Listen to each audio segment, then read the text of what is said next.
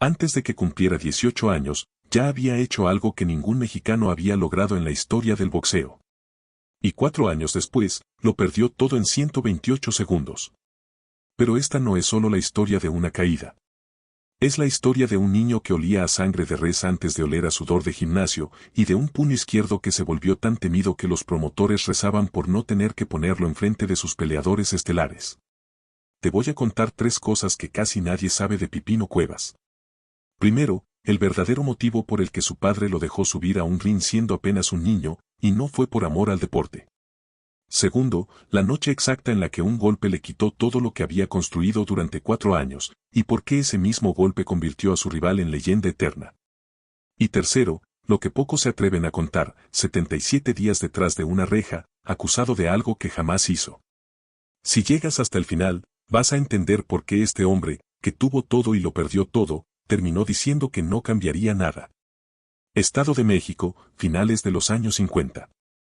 En un pueblo pequeño donde el reloj lo marcaba el sol y no las manecillas, una familia sobrevivía vendiendo carne. No era un negocio próspero, era apenas suficiente para no pasar hambre. El padre abría el local antes del amanecer y los hijos, todos, sin excepción, tenían tareas asignadas desde que podían sostener un cuchillo sin cortarse.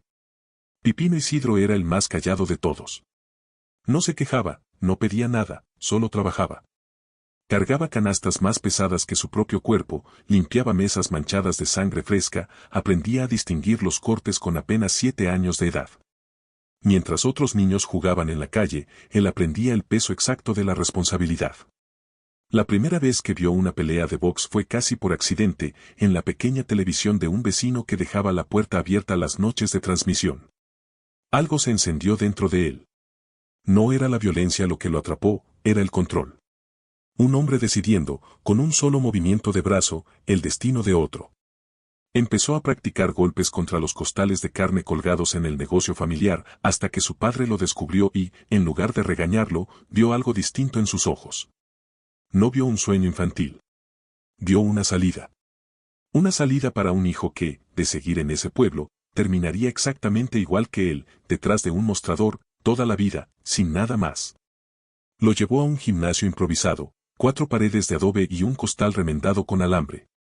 El entrenador, un hombre de pocas palabras y manos curtidas, lo miró de arriba abajo y dijo algo que Pipino nunca olvidaría: tienes el cuerpo de un niño, pero algo me dice que tu puño no lo es. Esa noche, por primera vez, alguien le habló de futuro. Lo que ese entrenador no sabía era que estaba frente al gancho de izquierda más devastador que produciría México en décadas. Pero antes de la gloria, antes de los cinturones y los millones de dólares, había que pasar por algo que casi nadie supera: perder, una y otra vez, frente a todo el pueblo que después lo llamaría leyenda. Los primeros años fueron una lección de humildad que pocos boxeadores soportan sin abandonar. Debutó como profesional cuando apenas tenía 13 años, mintiendo sobre su edad porque en el México de aquella época nadie pedía actas de nacimiento si tenías el valor de subirte al ring. Su primer rival lo derribó en el segundo asalto. Volvió a su pueblo con la cara hinchada y el orgullo destrozado, y durante semanas evitó mirar a los ojos a quienes lo habían visto perder. No fue la única derrota. De sus primeras 12 peleas, perdió 5. Para cualquier promotor con sentido común, ese muchacho no tenía futuro. Pegaba fuerte, sí, pero llegaba sin técnica, sin guardia, sin la paciencia que exige el boxeo profesional. Lo que nadie calculaba era que cada derrota lo estaba afilando en lugar de quebrarlo. Empezó a entender algo que cambiaría su carrera para siempre: no necesitaba ganar todos los asaltos, necesitaba ganar uno solo, el que importara. Bastaba con que su gancho izquierdo conectara limpio una vez para que la pelea terminara ahí mismo. Empezó a construir su estilo alrededor de esa certeza brutal: aguantar, esperar y cuando llegara el momento, destruir. A los 16 años ya tenía una racha que llamaba la atención de los promotores regionales. Ganó el título nacional de peso welter en 1975 contra un veterano que tenía más cicatrices que victorias, y lo hizo por nocaut técnico. La prensa deportiva mexicana comenzó a mencionarlo como una posibilidad real, aunque todavía nadie se atrevía a hablar de título mundial. Entonces ocurrió algo que parecía un tropiezo, pero terminó siendo la puerta de entrada a la historia. Perdió por decisión ante un boxeador estadounidense llamado Andy Price, apenas semanas antes de que se anunciara una oportunidad inesperada. El campeón mundial welter de la Asociación Mundial de Boxeo, el puertorriqueño Ángel Espada, buscaba una defensa cómoda en territorio mexicano.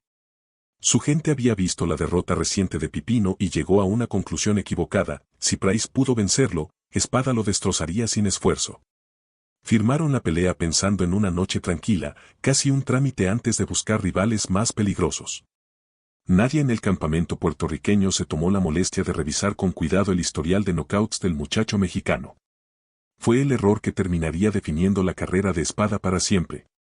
La fecha se fijó para el 17 de julio de 1976 en la Plaza de Toros Calafia de Mexicali. Pipino tenía apenas 18 años y unos meses. Frente a él estaría un campeón experimentado, con un récord que imponía respeto y una corona que había defendido con autoridad.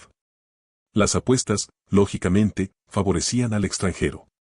Pero hay algo que las estadísticas no pueden medir: lo que sucede dentro de la cabeza de un peleador cuando sabe, con absoluta certeza, que tiene en su mano derecha algo que el otro nunca ha sentido. Pipino no entró a ese ring con miedo. Entró con la calma fría de quien ya ha decidido cómo va a terminar la noche. Sonó la campana y Espada salió a medir distancias, confiado, casi displicente, como quien cumple un compromiso de rutina antes de volver a casa con su cinturón intacto. Pipino se quedó quieto, observando, esperando el momento exacto. No tenía prisa. Había aprendido, a base de derrotas, que la paciencia también era un arma.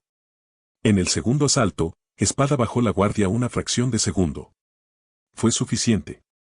El gancho izquierdo de Pipino conectó directo en la mandíbula y el campeón puertorriqueño se desplomó como si alguien hubiera cortado los hilos que lo sostenían de pie. Intentó levantarse, pero las piernas ya no le respondían con la misma autoridad. El árbitro detuvo la pelea. Nocaut técnico. En ese instante, un muchacho que meses antes cortaba carne en la madrugada se convertía en el campeón mundial más joven en la historia del boxeo mexicano. Cuando le colocaron el cinturón en la cintura, no sonrió. Buscó con la mirada a su padre entre el público y se quedó observándolo en silencio, como diciéndole sin palabras: esto era lo que querías para mí. Espada terminó con la mandíbula fracturada. Pidió revancha, convencido de que aquello había sido un accidente, un golpe de suerte que no se repetiría. Se equivocó 2 veces más. En los siguientes enfrentamientos, Pipino volvió a vencerlo, y en una de esas peleas la fractura regresó al mismo lugar exacto. A partir de ahí comenzó algo que la prensa empezaría a llamar un reinado de terror. Defendió su corona contra un japonés al que noqueó sin darle respiro, contra un argentino invicto en 32 peleas consecutivas al que destruyó en cuestión de segundos. Contra un canadiense veterano que solo había sido detenido 2 veces en toda su carrera y que terminó igual que los demás, en la lona, mirando las luces del techo. Los promotores empezaron a temerle más que a respetarlo. Firmar contra Pipino significaba arriesgar la mandíbula, literalmente. Boxeadores con récords intachables aceptaban pelear contra él por el dinero y la posibilidad histórica de vencerlo, sabiendo en el fondo que las probabilidades reales eran mínimas. El dinero empezó a llegar como nunca antes había llegado a un boxeador mexicano. Se convirtió en el primer peleador azteca en cobrar $1,5 millones por una sola noche de trabajo. Compró autos, propiedades, joyas. Llegó a mandarse incrustar diamantes en los dientes frontales, una imagen que se volvió tan famosa como sus propios knockouts. México entero lo adoraba. Era joven, era humilde fuera del ring, y dentro de las cuerdas se convertía en algo que ningún rival sabía cómo enfrentar. De 11 defensas de su título, 10 terminaron antes del límite. Solo un hombre logró sobrevivir los 15 asaltos completos contra él, y esa hazaña, paradójicamente, se convirtió en una de las pocas manchas en un historial casi perfecto de destrucción. Pero todo reinado tiene una fecha de caducidad, aunque el rey todavía no lo sepa.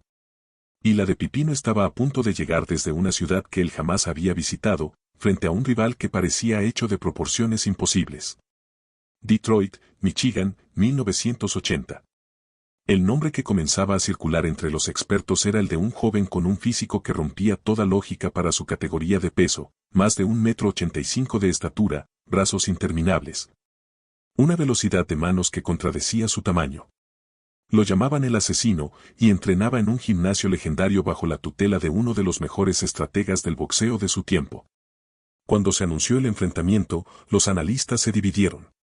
Unos confiaban en la experiencia y el poder de pegada de Pipino, el hombre que durante 4 años había sido sinónimo de terror en su división.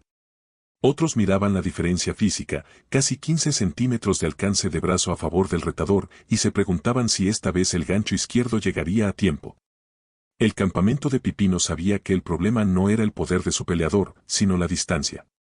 Si el rival lograba mantenerlo lejos, usando ese alcance descomunal, Pipino jamás podría entrar lo suficiente para soltar el golpe que lo había hecho leyenda. Pero Pipino, fiel a su carácter, no mostraba dudas en público.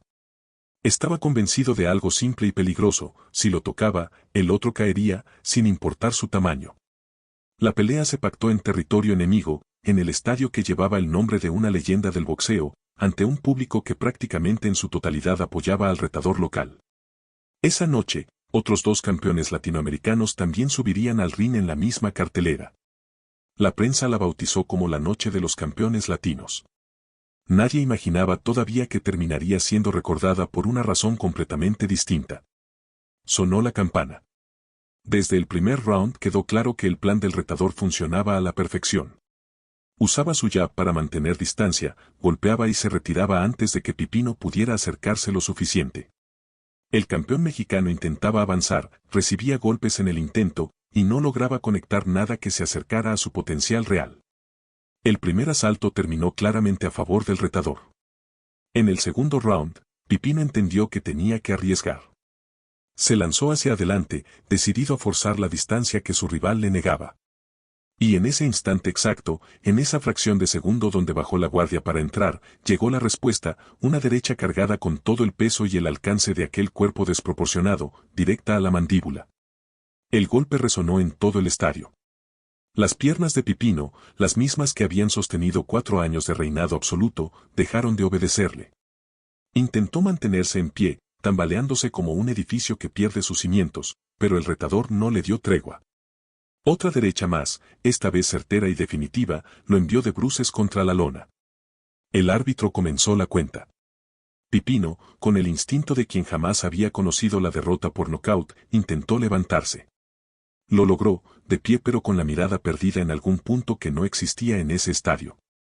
El árbitro le preguntó si podía continuar. Pipino asintió, como un acto reflejo más que como una decisión consciente. Pero su entrenador ya había visto suficiente. Subió al ring sin esperar la campana, gritando que detuvieran la pelea, que su peleador ya no estaba ahí, no realmente. El árbitro, después de mirar una vez más los ojos vacíos del campeón, levantó los brazos. Nocaut técnico. Segundo asalto. 2 minutos y 8 segundos. En ese instante exacto, 4 años de reinado se desmoronaron frente a 15,000 personas que rugían de júbilo por el hombre equivocado, al menos para la historia mexicana que esa noche se escribía en otra dirección. Cuando Pipino recuperó del todo la conciencia en el camerino, las lágrimas llegaron solas. No eran lágrimas de dolor físico, ese tipo de dolor desaparece en horas. Eran lágrimas de algo mucho más profundo, la certeza repentina de que la versión de sí mismo que había construido durante años, el hombre invencible, el que nunca había tocado la lona derrotado, ya no existía. Se había evaporado en 128 segundos. Mientras tanto, al otro lado de ese mismo ring, comenzaba a escribirse una historia completamente distinta. El joven que lo había derribado se convertiría, con el paso de los años, en una de las leyendas más grandes que el boxeo recordaría jamás, conquistando títulos en varias divisiones y compartiendo cuadriláteros con los más grandes nombres de su época. Esa noche en Detroit no fue solo el final de un reinado. Fue también el inicio exacto de otro. La prensa internacional no tuvo compasión. Los titulares hablaban del fin del terror mexicano, de la humillación en territorio extranjero, de un imperio que se desmoronaba frente a los ojos de quienes lo habían visto nacer apenas 4 años atrás. Esa misma noche, los otros 2 campeones latinoamericanos en cartelera también cayeron derrotados. La velada que debía coronar a 3 reyes terminó siendo el funeral simultáneo de sus reinados. Lo que vino después fue un descenso silencioso pero constante. Pipino regresó a México convertido en espectador de su propia carrera. Siguió peleando, porque no sabía hacer otra cosa, pero algo esencial se había quebrado dentro de él. La confianza absoluta que antes lo hacía caminar hacia sus rivales sin titubear había sido sustituida por una sombra de duda que ningún entrenamiento podía borrar. Apenas un año después de la derrota en Detroit, perdió por decisión ante un boxeador prácticamente desconocido para el gran público. La revista especializada más respetada del boxeo mundial calificó aquello como la sorpresa más grande del año, no por la calidad del rival, sino por la magnitud de la caída de un excampeón que apenas unos meses antes parecía intocable. El dinero, mientras tanto, comenzaba a desaparecer con la misma velocidad con la que había llegado. Inversiones mal aconsejadas, gente que se acercaba prometiendo multiplicar su fortuna y terminaba esfumándola, gastos que jamás midió porque jamás imaginó que las bolsas multimillonarias terminarían. Pipino era un boxeador extraordinario, pero nunca había aprendido a administrar lo que ganaba con los puños. Y sin embargo, la vida todavía tenía preparado un último gran desafío, uno que enfrentaría contra otra leyenda viviente del boxeo latinoamericano. En una pelea que el destino parecía haber escrito para confrontar a dos hombres que ya conocían perfectamente el sabor amargo de la derrota pública. 1983, Los Ángeles, California. En la otra esquina estaría un panameño legendario, conocido por unas manos que la prensa había bautizado con un apodo que se volvió sinónimo de poder destructivo. Él también llegaba arrastrando el peso de una humillación reciente, una derrota que había marcado su carrera de forma indeleble frente al público que lo idolatraba. Dos excampeones, dos hombres que alguna vez fueron intocables, ahora compartían algo en común, la necesidad urgente de demostrar que todavía tenían algo que ofrecer. La bolsa de aquella noche era apenas una fracción de lo que cualquiera de los dos había cobrado en sus mejores años, una señal silenciosa pero brutal de cómo el boxeo trata a sus excampeones cuando deja de creer en ellos. Los primeros asaltos mostraron destellos del Pipino de antes. Conectó su gancho izquierdo varias veces, y por un momento pareció que la noche podría inclinarse a su favor. Pero el panameño tenía algo que pocos rivales habían mostrado, la capacidad de absorber el golpe y responder con una furia organizada, sistemática, devastadora. Para el cuarto asalto, las combinaciones del retador comenzaron a abrir grietas en la defensa de Pipino. Una derecha al mentón lo hizo doblarse. El ring pareció girar a su alrededor. Lo que siguió fue una secuencia de golpes que recordaba, con una ironía cruel, a las propias secuencias que Pipino había ejecutado contra tantos rivales durante su reinado. Ahora él era quien recibía. Cayó una vez, se levantó tambaleante. El entrenador, viendo lo mismo que había visto en Detroit 3 años antes, no esperó. Subió al ring y detuvo la pelea antes de que algo peor ocurriera. Nocaut técnico, cuarto asalto. Otra derrota dolorosa, otra noche que confirmaba que el reinado de terror pertenecía ya únicamente al pasado. El panameño usó esa victoria como plataforma para relanzar su propia carrera hacia nuevas glorias. Pipino, en cambio, siguió cayendo. Perdió contra rivales que, en su mejor momento, ni siquiera habría considerado dignos de subir al mismo ring. El público mexicano, antes entregado por completo, comenzó a apartar la mirada. Los promotores dejaron de llamar con la misma frecuencia. Las bolsas se reducían cada vez más. Pero Pipino seguía sin retirarse. No por ambición, sino porque el boxeo era literalmente lo único que conocía desde que tenía memoria. Había dejado la carnicería siendo apenas un niño para perseguir esto, y ahora, incluso derrotado, incluso disminuido, no sabía cómo construir una identidad fuera de las cuerdas de un ring. Siguieron llegando más derrotas, cada una restando un poco más de la leyenda que alguna vez fue. Su cuerpo, que en su mejor momento parecía inmune al cansancio, comenzaba a mostrar el peso acumulado de tantas batallas. Las piernas ya no respondían con la misma rapidez. Los reflejos que antes esquivaban lo inesquivable ahora llegaban tarde. La noche de su retiro definitivo se acercaba sin que nadie, ni siquiera él mismo, la viera venir con la claridad que merecía un final de esa magnitud. Tijuana, Baja California, finales de los años 80. El hombre que subió al ring esa noche ya no era, ni de lejos, el muchacho que 18 años antes había hecho temblar a un campeón mundial en Mexicali. Su cuerpo cargaba el peso de una carrera entera, de incontables golpes recibidos, de noches de gloria que ya se sentían como recuerdos ajenos. La pelea no duró mucho. 2 asaltos, el tiempo exacto que necesitó su rival para enviarlo a la lona de manera definitiva. El árbitro detuvo el combate sin necesidad de drama adicional, todos en ese estadio sabían lo que estaban presenciando, el final silencioso de una era. Esa noche, Pipino colgó los guantes para siempre. El récord final quedó grabado de manera permanente, 35 victorias, 31 de ellas por nocaut, 15 derrotas.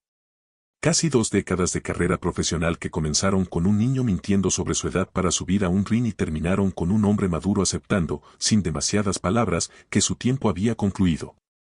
Lo que vino después sorprendió a quienes esperaban ver a un excampeón millonario disfrutando del retiro. Pipino regresó, literalmente, al mismo lugar donde todo había comenzado, la carnicería familiar. El hombre que alguna vez cobró más de $1 millón por una sola noche de trabajo volvía a cortar carne en la madrugada, como cuando tenía 10 años. La gente del pueblo lo veía pasar y murmuraba entre ellos, mitad sorprendidos, mitad conmovidos. Ese fue campeón del mundo, decían, y ahora está aquí, despachando carne como cualquiera. Pero lo que esas voces no entendían era que, para Pipino, aquello no representaba vergüenza alguna. Representaba alivio. Ya no tenía que subir a un ring a recibir golpes que cada año dolían más y sanaban más lento.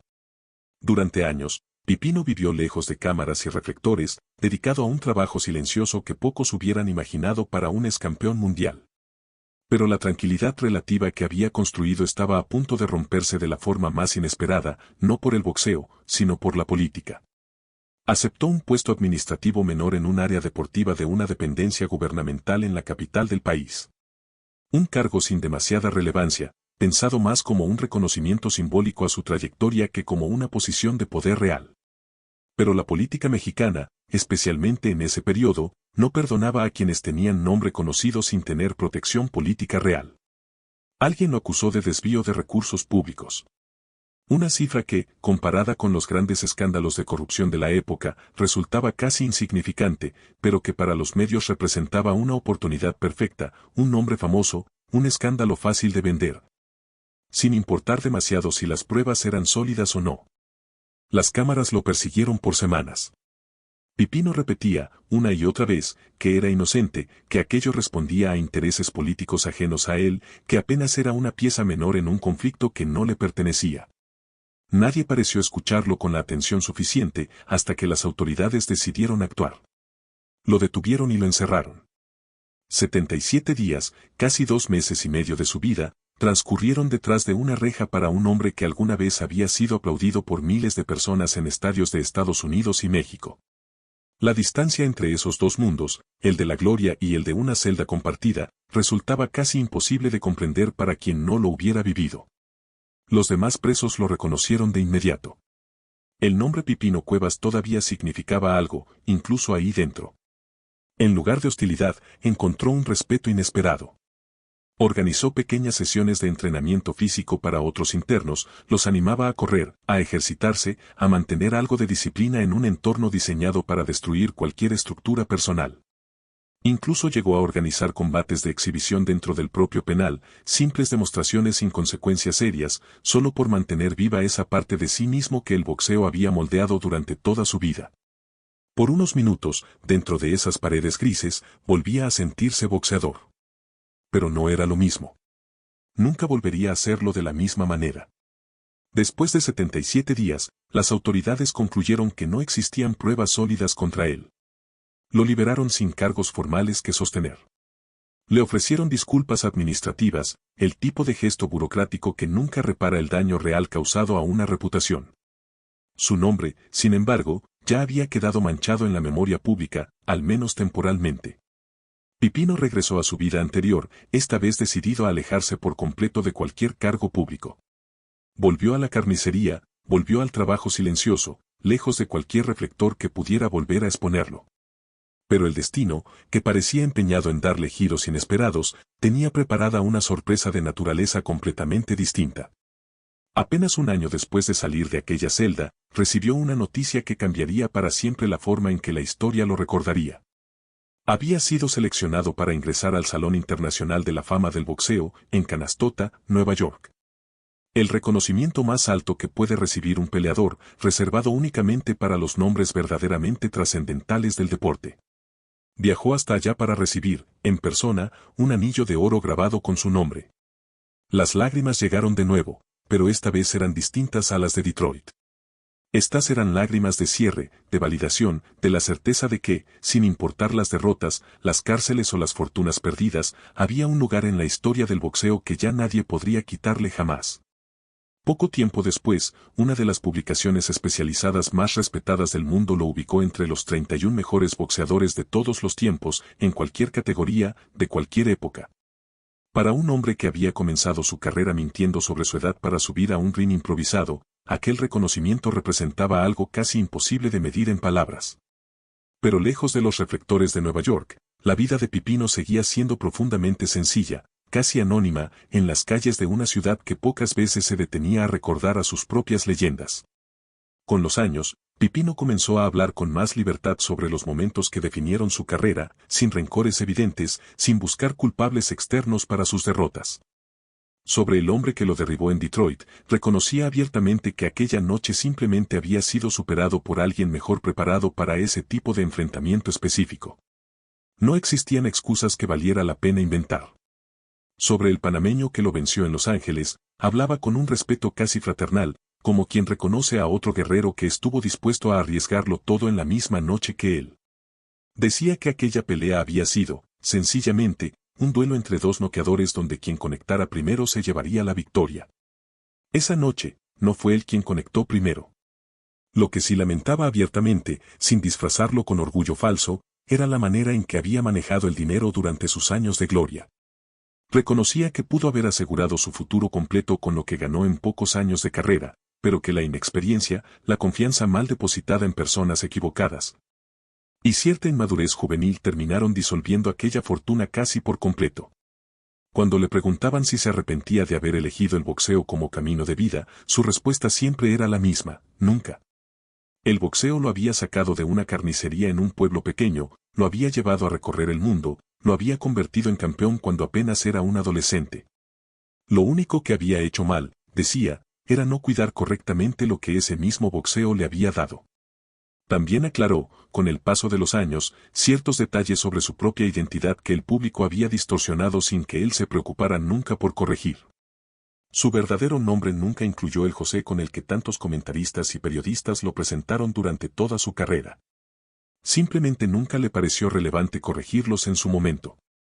Hoy, ya entrado en años, Pipino sigue viviendo en la Ciudad de México, lejos de los excesos que alguna vez definieron su vida como campeón. Es propietario de un restaurante modesto y de una pequeña empresa de seguridad, negocios sin grandes pretensiones, pero suficientes para sostener una vida tranquila y sin sobresaltos económicos. Entrena de manera ocasional, no con la intención de volver a competir, sino simplemente para mantenerse activo, para conservar algo de la disciplina que definió toda su existencia adulta. Visita gimnasios donde jóvenes boxeadores, muchos de ellos nacidos después de su retiro, escuchan con atención cuando él explica los secretos detrás de un gancho de izquierda que alguna vez fracturó mandíbulas en 3 países distintos. Cuando lo reconocen en la calle, lo cual sucede con frecuencia incluso después de tantos años, atiende a cada solicitud de foto o autógrafo sin prisa, sin actitudes de estrella caída. Sin la amargura que consume a tantos excampeones que nunca logran procesar el final de su época dorada. Lo que distingue verdaderamente a Pipino Cuevas, más allá de sus knockouts legendarios, es algo mucho más difícil de cultivar dentro del boxeo, la capacidad de aceptar la caída sin perder la dignidad en el proceso. Existe una frase que resume mejor que cualquier otra la esencia completa de esta historia: un solo golpe puede construir una leyenda, y otro solo golpe puede destruirla por completo. Pipino Cuevas vivió ambos extremos con una crudeza que pocos atletas experimentan en una sola vida. Pasó de niño carnicero a campeón mundial en cuestión de minutos y de campeón absoluto a hombre derrotado en exactamente el mismo tiempo. Lo que hace memorable su historia no son únicamente los números, aunque esos números por sí solos ya resultarían suficientes para asegurarle un lugar permanente entre los grandes del boxeo mexicano. Es la manera en que enfrentó cada etapa de su vida sin construir narrativas falsas de víctima, sin necesitar culpar a entrenadores, promotores o rivales por las decisiones que él mismo tomó en su momento. Tuvo la oportunidad de hundirse después de Detroit, como tantos excampeones que jamás logran reconstruirse tras perder su identidad principal. Tuvo motivos suficientes para hundirse después de la cárcel, una experiencia que destruye la reputación y la confianza de cualquier persona, sin importar su pasado. Y sin embargo, en ambos momentos, eligió simplemente seguir caminando hacia adelante. Quizá la lección más profunda que ofrece su historia no tiene nada que ver con el boxeo en sí, sino con algo mucho más universal: la diferencia entre perder algo y perderse a uno mismo en el proceso. Pipino perdió un título mundial, Perdió una fortuna considerable, perdió incluso meses de libertad por una acusación que resultó infundada. Pero jamás perdió la claridad sobre quién era realmente, más allá del cinturón o el dinero.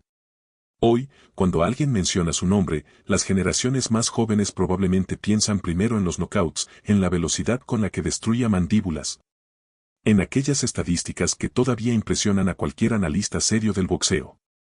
Pero quienes conocen su historia completa entienden que el verdadero logro no fueron esos 31 knockouts. El verdadero logro fue regresar a la misma carnicería donde todo comenzó, sin sentir vergüenza por ello.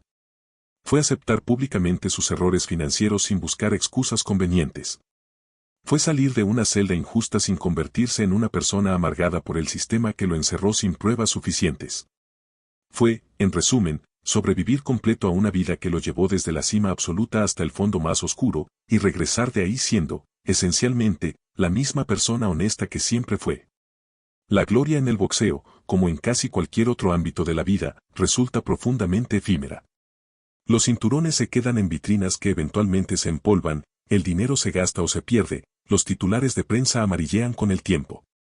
Lo único que verdaderamente permanece es la manera en que un hombre decide enfrentar tanto su momento de mayor poder como su instante de mayor vulnerabilidad. Pipino Isidro Cuevas González sigue siendo, hasta el día de hoy, el campeón mundial más joven en la historia del boxeo mexicano.